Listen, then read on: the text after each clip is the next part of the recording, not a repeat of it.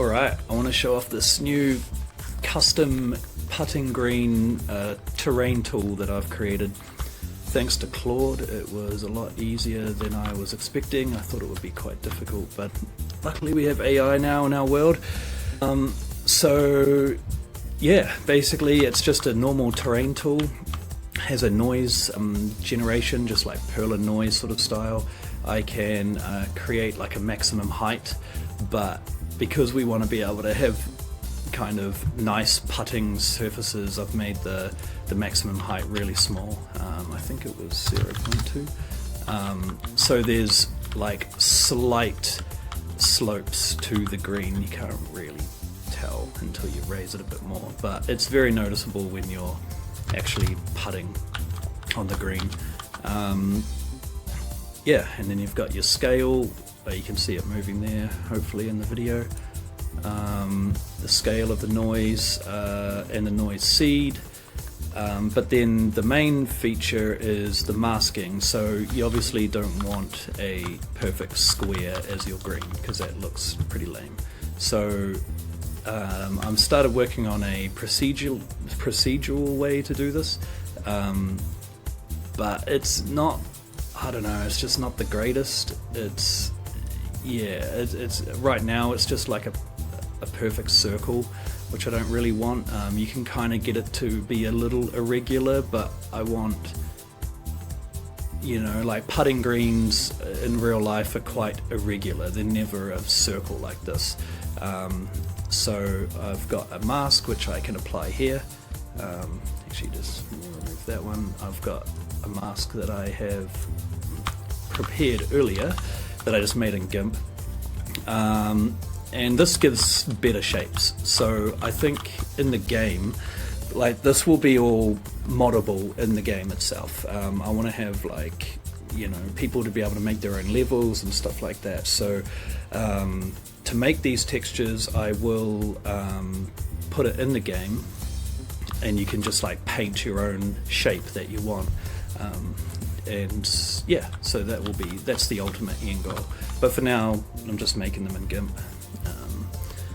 Yeah, and then so because all greens need a bit of a fall off, and because there's this height, and we don't want this like floating, you know, thing, and you don't want to be able to see these, you know, the back faces not being rendered. So I don't want them to be like floating up. So I've had this fall off radius, which allows me to ensure, you know, otherwise it would look like this basically. And so I have this fall off thing that brings the green down to the ground, which is super helpful. I don't know what the value actually needs to be. I forgot. Maybe 1 maybe, I don't know. Yeah, so that's that. It looks pretty cool. It plays pretty well. I'll show it playing in a bit. But then there's the collider, which also is a perfect shape to the mask. I think that's pretty cool as well. And then also placing the flag stick. So it will have a minimum radius, so it won't be like hard against the edge, but it just picks a random spot inside the mask. And there's a wiggle bone thing on it, that's why it's wiggling every time I move it. Looks kind of cool.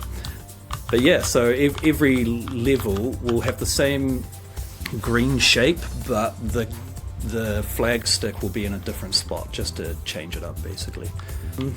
Yeah, the next thing I want to do is have these like bead things to represent the direction of the slope, a lot similar to how 2K PGA do it, or Mario Golf or something.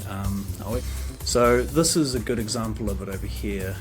I'll see if I can, I'll probably just zoom in the video, but this is a good example of it here. Those beads kind of show which direction the slope is. It's just a nice visual representation of the slope, not just severity of the slope, if that makes sense. And so yeah, that's the next thing. I've had a few iterations and just ditched it and started again, so I don't know, I'll get there eventually. Yeah, so these are the new greens. This is it in the course. I'm just using the procedural one at the moment, because the screen was originally quite circular anyway. so I thought I'd keep that the same, but there is another level. Oh, it's actually just the waiting room at the moment, where, yeah, that green is up here.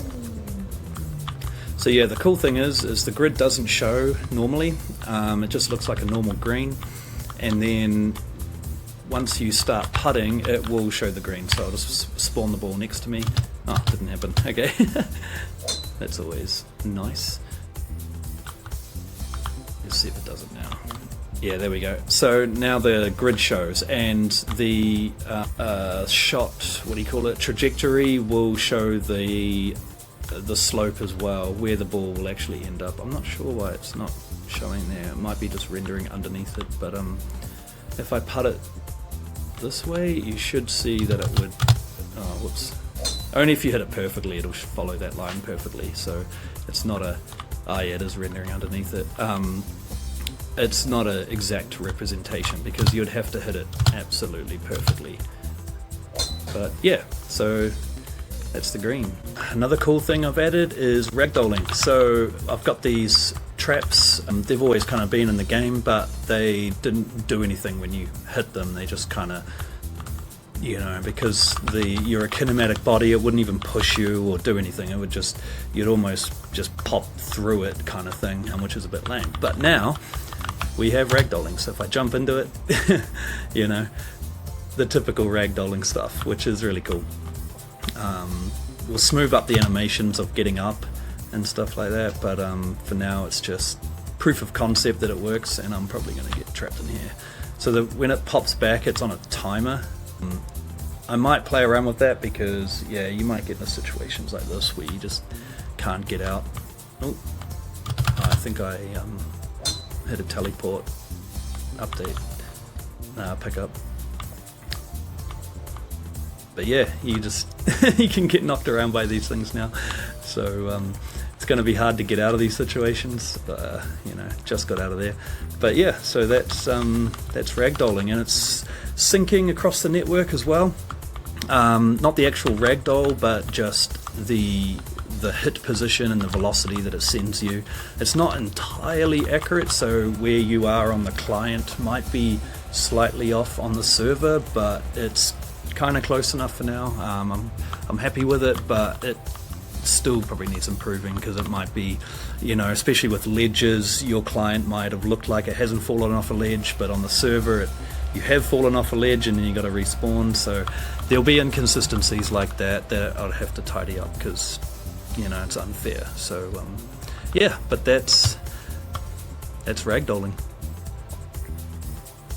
Another thing you might have noticed is the new characters. So Gareth has made some new characters. These ones here are a Unity asset pack that we've just been using for prototyping.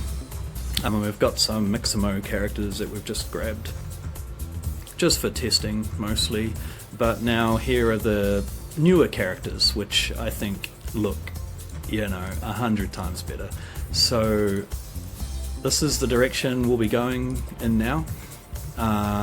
They won't be like clothed like this. This is just for like testing, basically, seeing what looks right. But you'll get a, you know, vanilla character that you can dress up yourself. So everyone will have the same character, but it all depends on, you know, what accessories you give it, which will determine what kind of character you have.